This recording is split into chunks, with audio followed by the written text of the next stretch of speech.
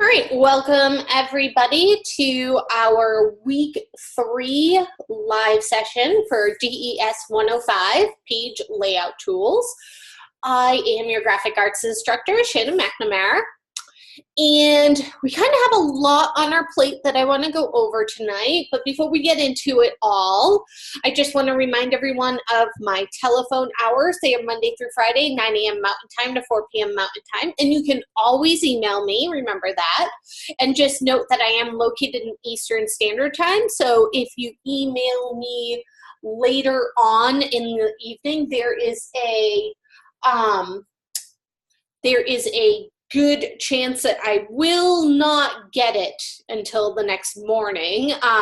So just kind of be aware of that time zone change when you are trying to get in touch with me.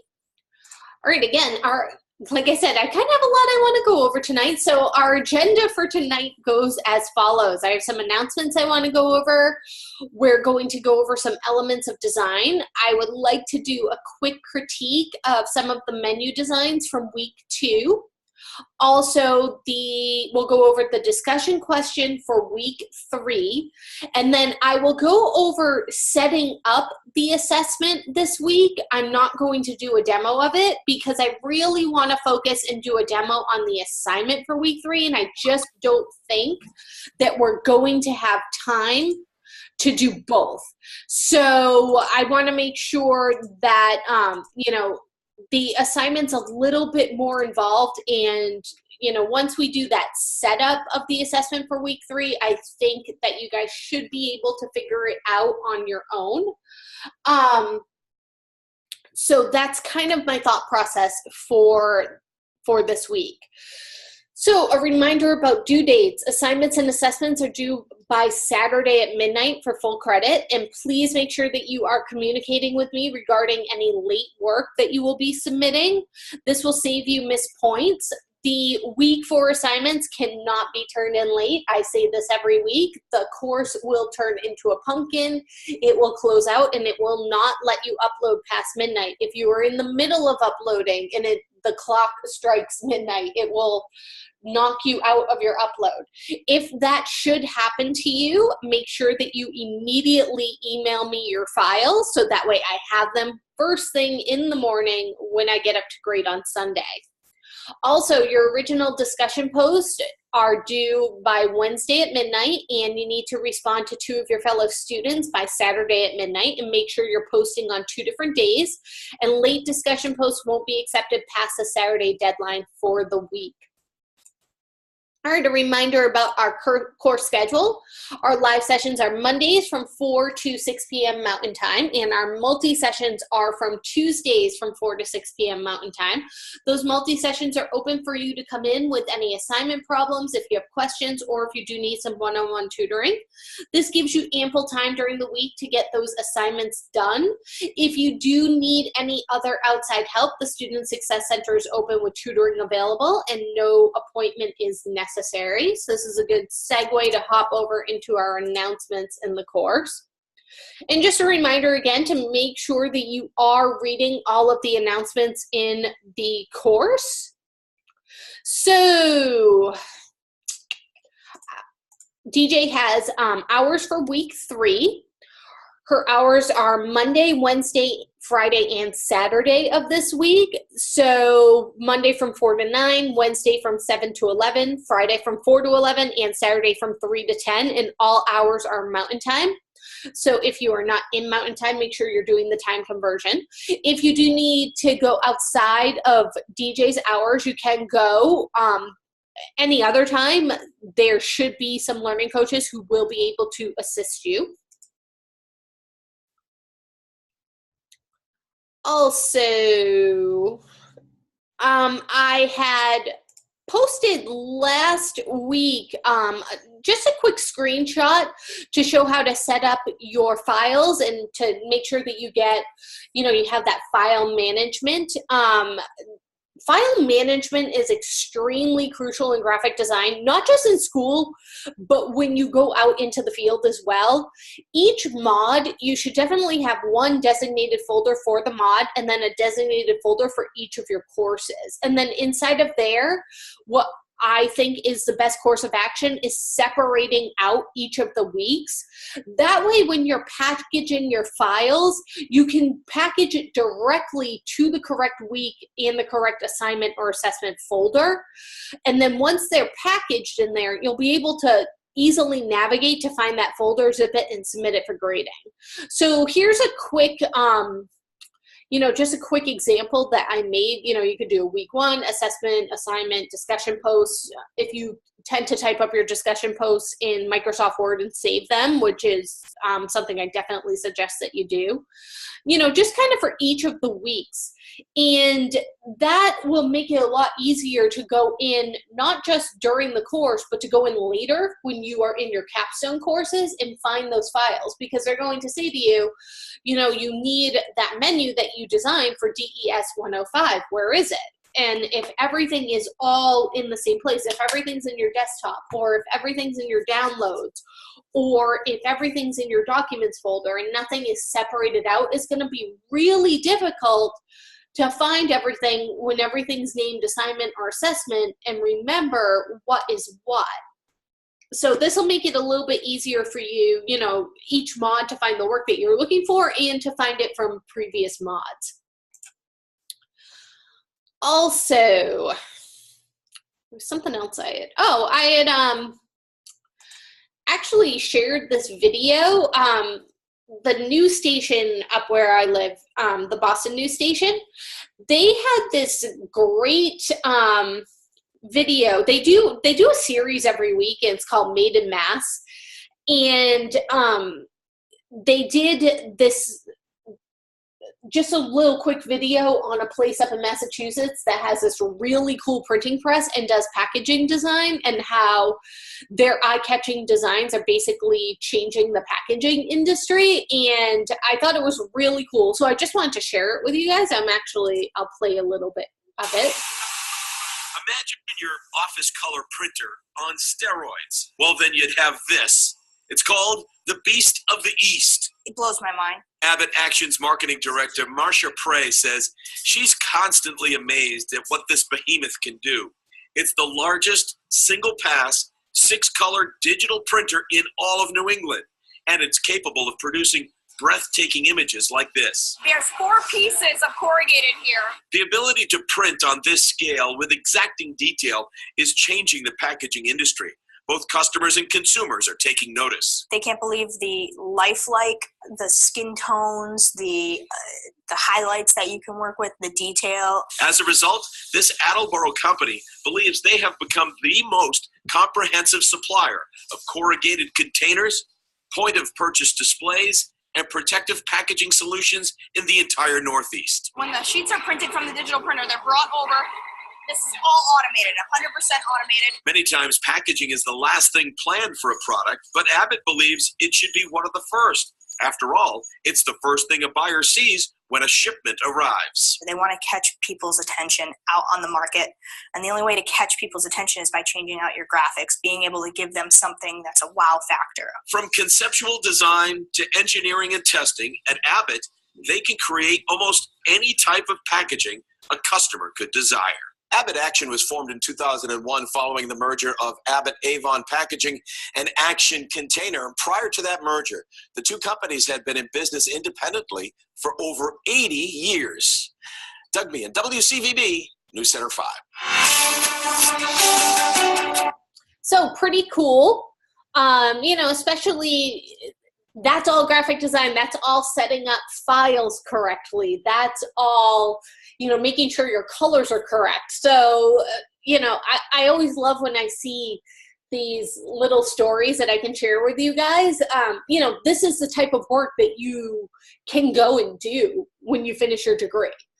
Go work for a company like this doing, package design, doing the graphics for the packages, doing the file setup. So it is really interesting. At least I think. I always get really geeked out about stuff like that. I'm like, look at this. This is the coolest thing ever. So I definitely like to share, little things like that with you guys. All right. So let's hop over back into our slideshow for this week. So Welcome everyone to week 3. We're going to be discussing introduction to the elements of design, demo of problem areas, if we can get to it from last week's assignment, discussion, assignment, and assessment for this week. We're going to talk about some master pages, some spreads, and some ad placement, all things that you will definitely have to do out in the field.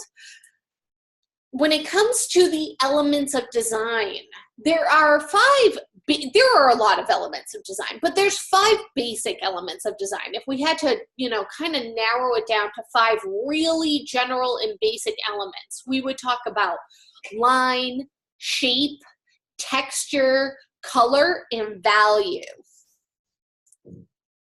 So when we talk about line, it doesn't always need to be a straight line, as you can see. One of the most important elements of design, line, defines a subject's form or shape on a flat 2-dimensional surface. Lines can be thick or thin, they can be smooth or jagged, they can be rigid and mechanical, or organic and hand-drawn. The quality of a line has the ability to express psychological characteristics of a composition to an audience. And you can kind of see that here in these examples. The feeling of this line right here has a way different feeling psychologically than this line. This kind of reminds me of somebody's heart rate that flatlines, and it's kind of scary when you look at it. However, something like this, or even something like this, is a lot more peaceful. So there's, we can definitely put forth a feeling just in our line quality in our work. Shape is a 2-dimensional area that is confined by an actual line or an implied line. So your edge of your page can be an implied line. In design, shapes are created when the ends of lines are joined to enclose areas, and shapes can be geometric or freeform or even organic in nature. So here we have some geometric shapes. And then here we have some just, really organic freeform shapes. So again, they kind of elicit different feelings.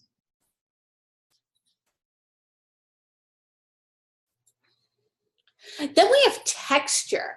So texture, I love designing with texture. Some people don't, but I'm one of those people. I love to design with texture. I love having a very subtle, very textured pattern background. There's something about that I really, really enjoy, especially when I see it. So textures can be actual, meaning there can literally be a texture to your paper. You can choose a paper that you are printing your design on based on the texture or the feel of that paper.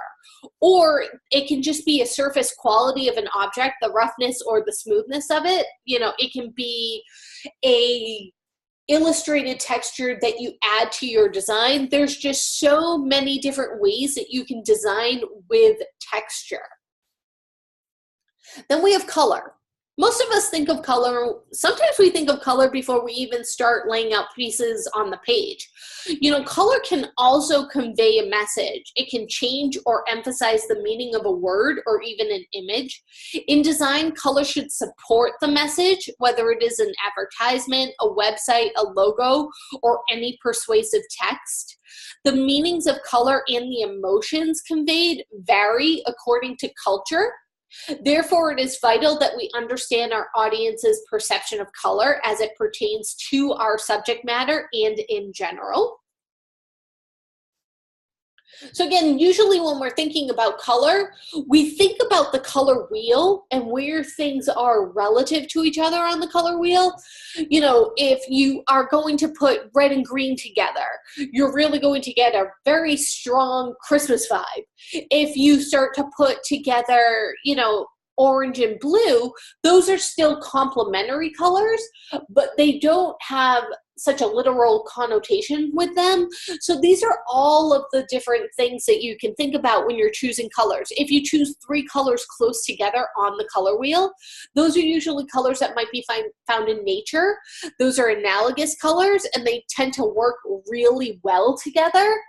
So these are all of the things that you can start to think about as you are putting those finishing elements into your design.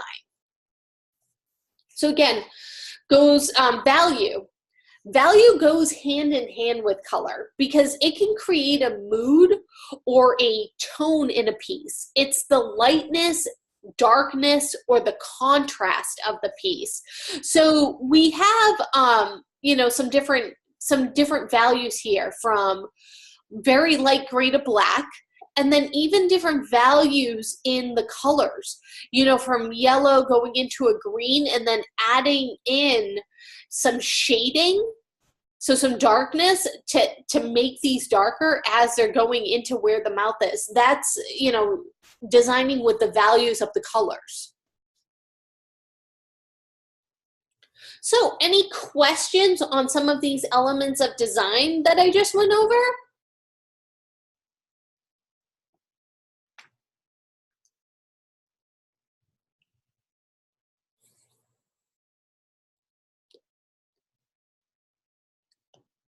All right. So let's take a look at our discussion for this week. So for this week's discussion, you're going to visit the website right here that's given, and I'll go back over into the discussion as well. And you're going to look through the menu art that is displayed there and choose an example that illustrates either powerful or a poor use of the elements of design. So that would be the line, the shape, the texture, the color, or the value in the design that you pick. So let's take a look at this week's discussion. So last week we discussed the importance of consistency in typography. This supported those CRAP principles, the contrast, repetition, alignment, and proximity, and the principle of repetition and alignment while creating a cohesive look in the overall design. This week we're going to take it one step further. In addition to typography, there are several other elements that should remain consistent within a design to create unity. 5 of the basic elements of design are shape, line, texture, color, and value.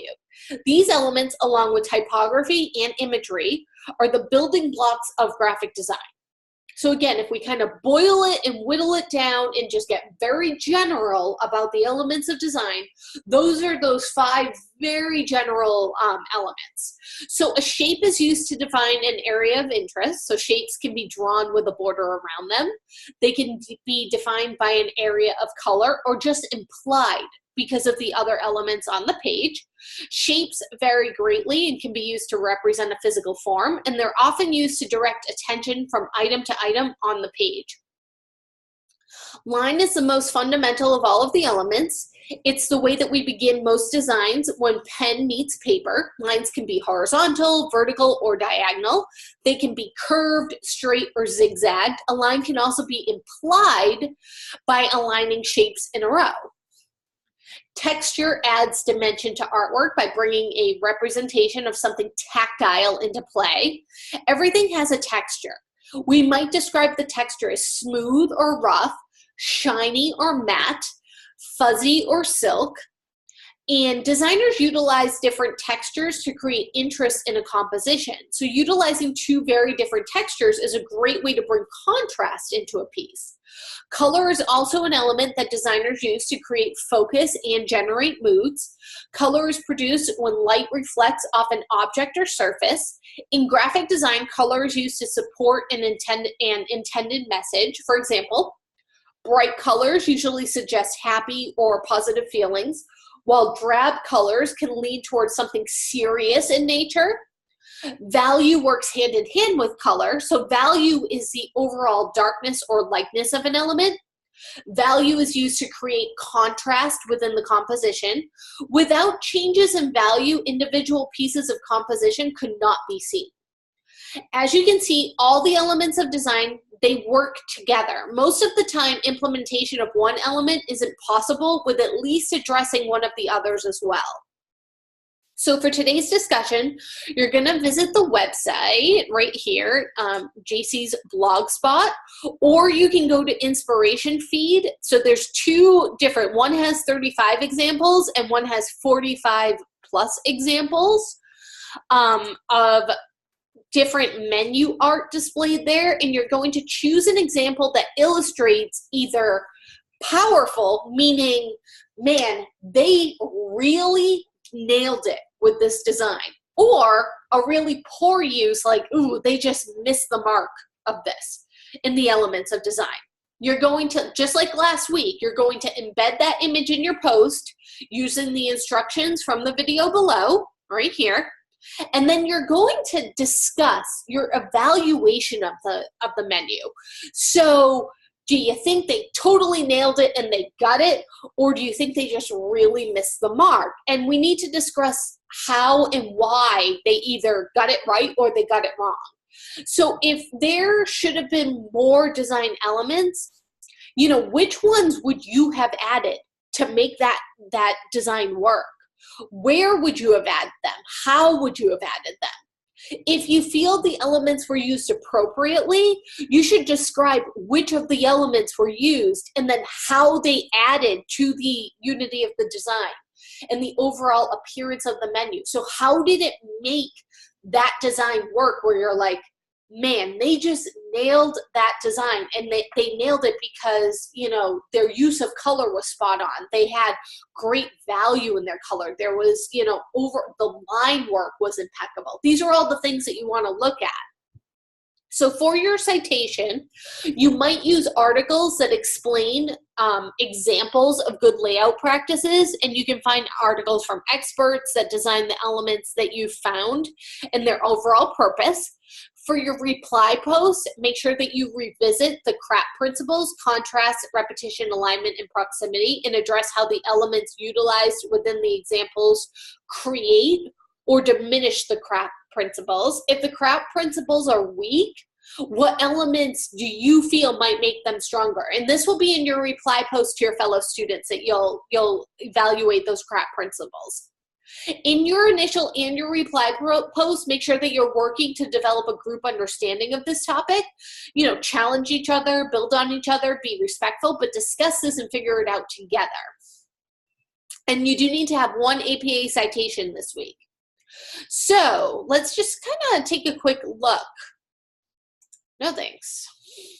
At some of these menu designs.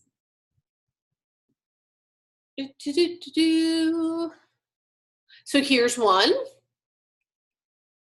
Here's another one. And I mean, even the way that they have it laid out on the paper can be something to discuss.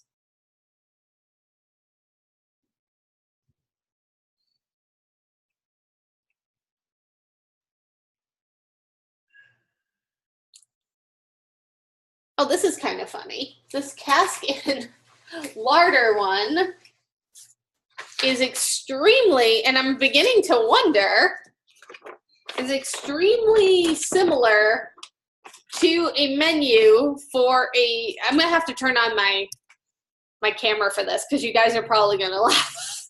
So I have a menu example here from one of my other courses, and that cask and lager is extremely similar to a cask and pig menu from a restaurant up the street from me. So I'm wondering if somebody ended up, when they were looking for some inspiration, ended up on this website and designed an extremely similar menu.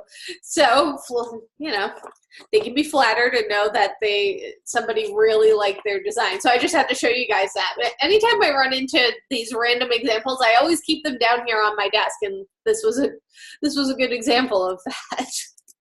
Moving on. So you can see, you know, there's a lot of good ones. There are some that aren't as great. But yeah, you know, take take a look. Even if they're called inspiring examples, you may not think that they're that inspiring. You know, you might not think that they're that beautiful, that they could have possibly done better. So, you know, I can't wait to see the ones that you guys choose, and I can't wait to see what your opinions on them are. So yeah, you know, have fun with it this week. And also this week, don't forget, you do have videos this week. So go into, whoops. You can either get to them by tabbing through everything for week 3.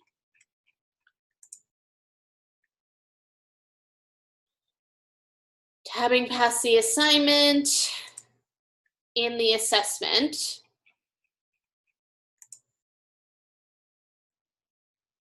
Whoops. Sorry about that. Sometimes they're at the end, sometimes they're not. They're in readings and videos though. Sometimes, like I said, they're at the end or they're at the beginning. So week 3, here we go. So don't forget about your lynda.com videos. Don't forget that there's a couple of YouTube videos in here. And also there is an article on master pages.